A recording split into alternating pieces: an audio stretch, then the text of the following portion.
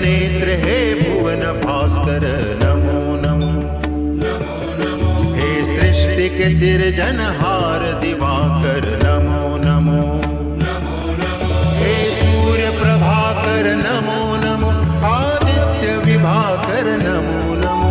हे भानुतिमिरहर नमो नमो। हे रवि भुवनेश्वर नमो नमो।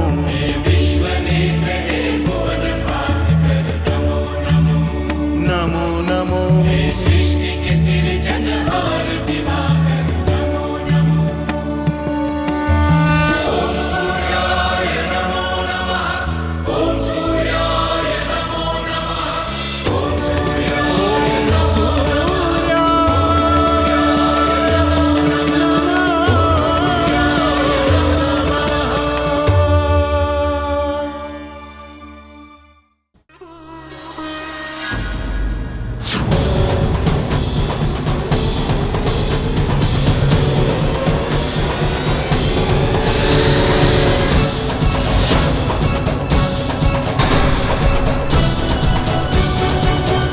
ये कैसा पात्र है? ये यहाँ कैसे आ गया? ये क्या है दीदी? अरे मैं इसे कब से खोज रही थी, पता नहीं ये यहाँ कैसे आ गया। किंतु ये है क्या? इस पात्र में मैंने अपने सुहाग का सिंदूर भर रखा है। प्रतिदिन पाताल में मैं इसी पात्र से सिंदूर लगाती थी। किंतु दीदी आपको इसे संभाल कर रखना चाहिए। संभाल कर ही रख रही थी, पर पता नहीं ये यहाँ कैसे आ गया। मैं इसे रख देती हूँ।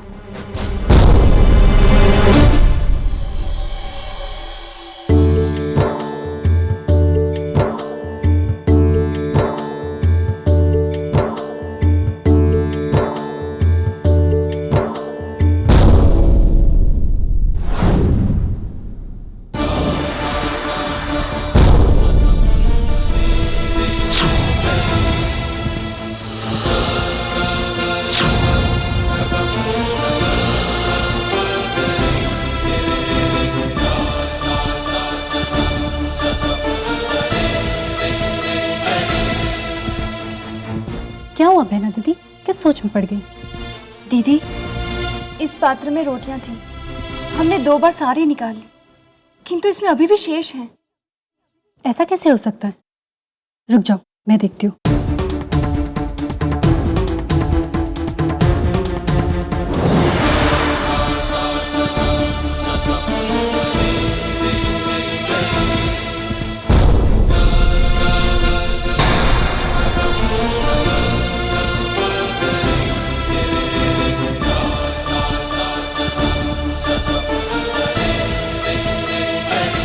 कैसा चमत्कार है? ये तो सचमुच चमत्कार है, किंतु इस चमत्कार का कारण क्या है? हमारी तो समझ में नहीं आ रहा है। देवी अदिति,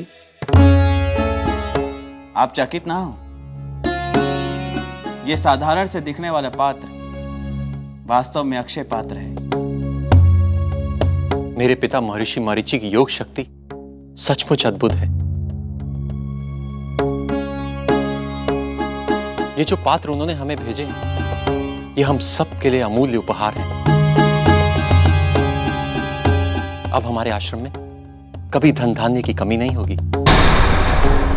महर्षि मरीचि के योग बल का चमत्कार तो मैं भी अपनी आंखों से देख चुका हूं। एक बार जब प्रजापति दक्ष ने उनके योग बल को चुनौती देने की भूल की थी, तो उन्होंने मेरे देखते ही देखते ऋषिवर कश्यप को जन्म दे दिया था। और इससे भी बड़ा चमत्कार यह था कि जब ऋषिवर कश्यप का जन्म हुआ तो इन्हें वो सारा ज्ञान प्राप्त था जो महर्षि मरीचि ने अपने संपूर्ण जीवन में अर्जित किया था।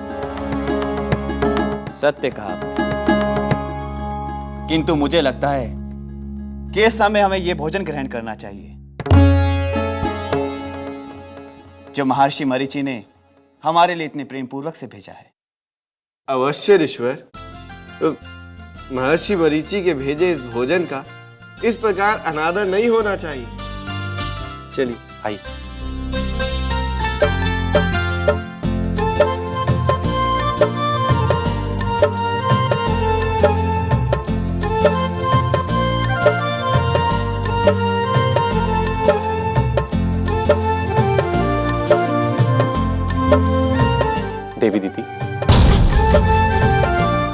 आप भी हमारे साथ बैठकर भोजन ग्रहण करें। ऋषिवर, आपकी थाली में जो जूठन बचेगी उसी को पाकर मैं अपना जीवन धन्य कर लूंगी। देवी दीदी, आपकी भावना सचमुच प्रशंसा योग्य है। किंतु आज आप पहली बार हमारे साथ बैठकर भोजन ग्रहण कर रहे हैं, इसलिए आपको पता नहीं कि हम कभी जूठन नहीं छोड़ते, क्योंकि जूठन छोड़ना अन्न का निरादर है।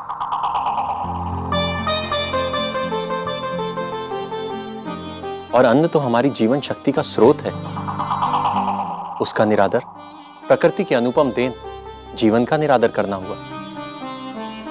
हर समय अनर्गल प्रलाप करता रहता है, जैसे संसार में यही ज्ञानी है, अन्य सब मूर्ख है। जानबूझकर मेरा अपमान कर रहा है दुष्ट। यदि मेरे भाग्य में आपका झूठन नहीं है तो मैं कुछ ले लेती हूँ।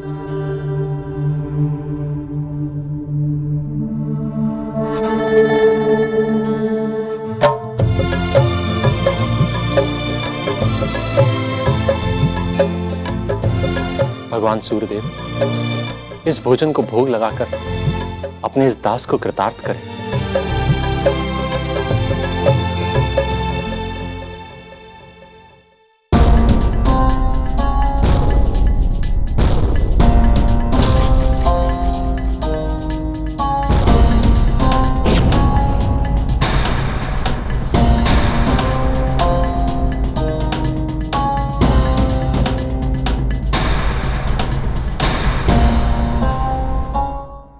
हरिओम। आप सब अब तक ऐसे ही बैठे?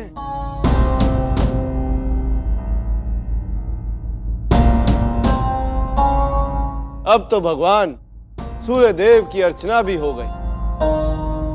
मुझसे तो और प्रतीक्षा नहीं होती।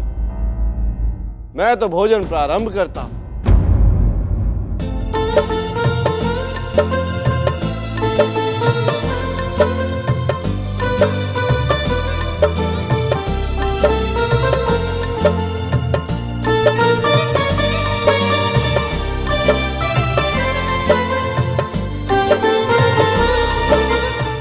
साधु, साधु, ये भोजन तो अद्भुत है।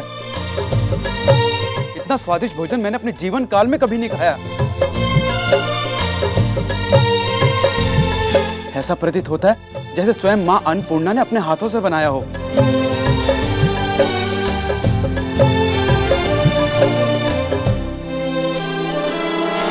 दोबारा भोजन बनाने से तो मुक्ति मिली, किंतु अब इन सबको ठिकाने लगाने का मुझे कोई अन्य उपाय सोचना होगा।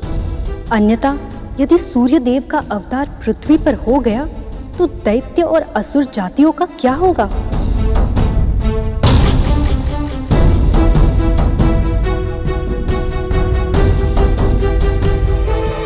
क्या हुआ देवी दीदी,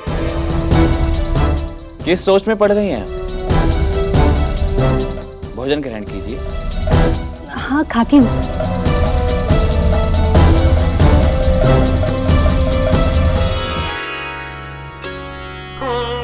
मुनिवर अश्मीरति, मेरे पिता ने देवी अदिति के लिए अनुपम उपहार तो भेजे, लेकिन क्या कोई संदेश नहीं भेजा?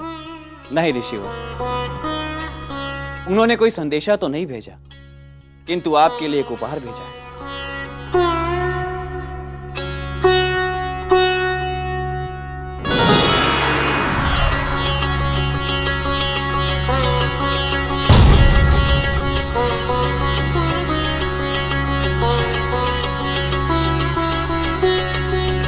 ऋषिवर कश्यप, महर्षि मारीची ने आपके लिए चमत्कार कंठहार भेजा है। आश्रम में उपस्थित सभी लोगों को आप ये कंठहार पहनने को दीजिए। जिसके मन में शुद्ध विचार होंगे, इस कंठहार को पहनते ही उसके विचारों का प्रकाश वातावरण में उभरने लगेगा।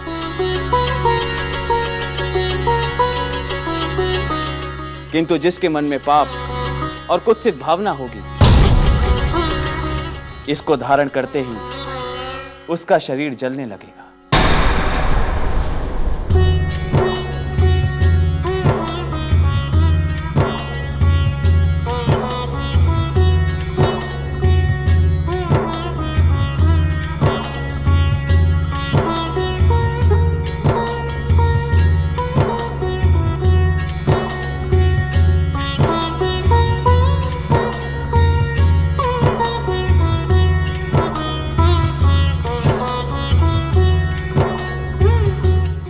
आप महान हैं पिताश्री। आपने ये जो अमूल्य अनुपम भेंट हम सबके लिए भेजी है, मेरे लिए उसका धन्यवाद कर पाना एक जन्म में संभव नहीं। मैं तो बस यही कहना चाहता हूं कि आपके इस प्रेम के प्रतीक को मैं सदैव अपने हृदय से लगा के रखूंगा।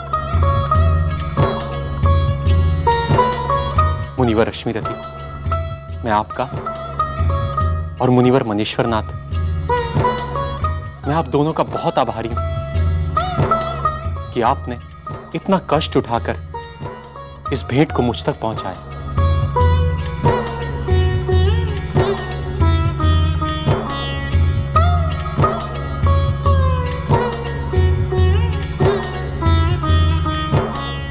मैं अपने पितृ चरणों को मानकर इस कंठहार को धारण करता हूं।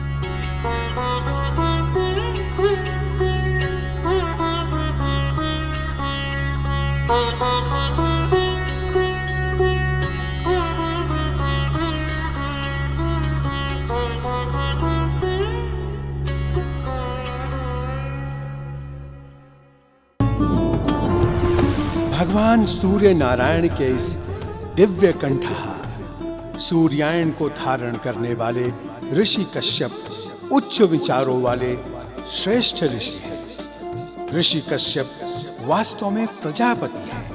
सृष्टि रहने तक इनकी यश कीर्ति अमर रही।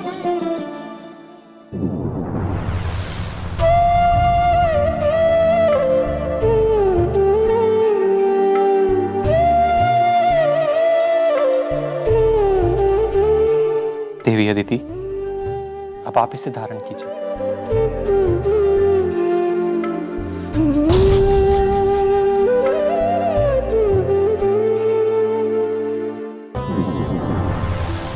इस सूर्यायन को धारण करने वाली ऋषि पत्नी अदिति सर्वश्रेष्ठ धर्म पत्नी है। इनकी अमर कीर्ति युगों युगों तक व्याप्त रहेगी।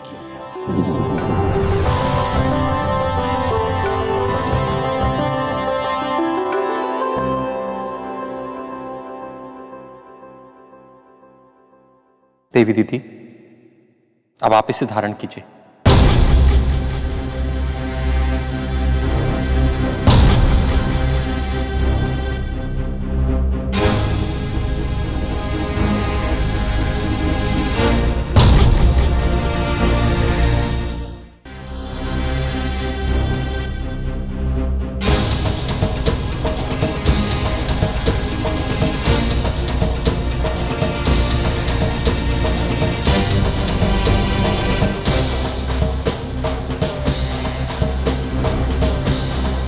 मुझे लगता है मैंने आपको पहले भी कहीं देखा है। आपके देखने का, बात करने का, चलने फिरने का ढंग कुछ निराला सा ही है। कौन है आप? देवी दीति, इस दिव्य कंठहार की कई विशेषताएं हैं और उनमें से एक ये है कि जब आप इसे पहनेंगी तो आपकी स्मरण शक्ति बढ़ जाएगी। इसलिए आप इसे पहन लीजिए तो आपको याद आ जाएगा कि मैं कौन हूं और मुझे आपने कहां देखा है।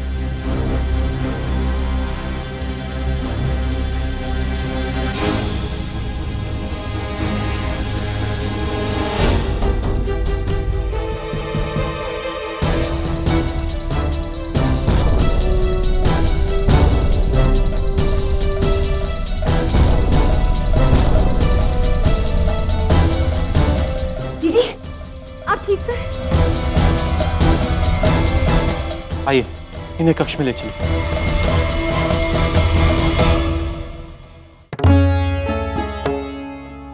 इस घटना के बाद तो ऋषिवर कश्यप देवी दीति की वास्तविकता समझ ही जाएंगे। आशा तो यही है प्रभु।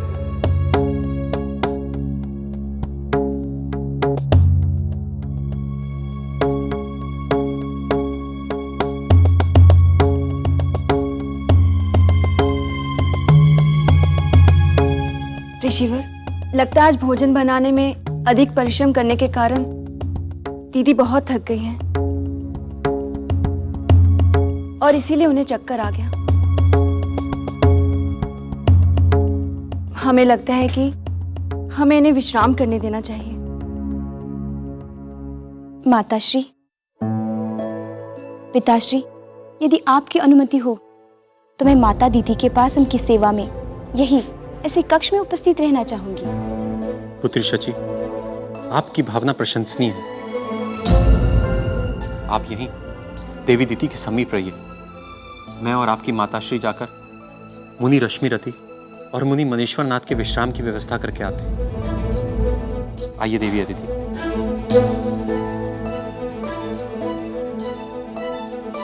Thank you.